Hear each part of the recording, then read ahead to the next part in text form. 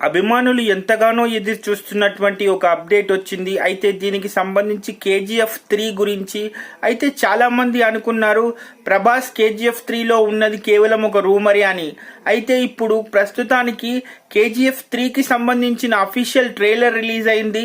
So దానికి సంబంధించి ఒక ప్రభాస్కి సంబంధించిన పోస్టర్ కూడా రిలీజ్ చేసి అవి కేవలం రూమర్స్ కాదు, అవి నిజమే అని దానికి చిత్ర యూనిట్ అండ్ దర్శకుడు అయినటువంటి ప్రసాద్ నీల్ దీనికి సంబంధించినటువంటి అప్డేట్ ఇవ్వడం జరిగింది. సో తప్పకుండా మీరు నిజంగా ప్రభాస్ అభిమానులు ఎవరైనా నా ఛానల్కి సబ్స్క్రైబ్ అయ్యి ఇప్పుడు ఈ వీడియో చూస్తున్నట్టయితే ఇది మీకు చాలా మంచి అప్డేట్ అని భావిస్తున్నాను.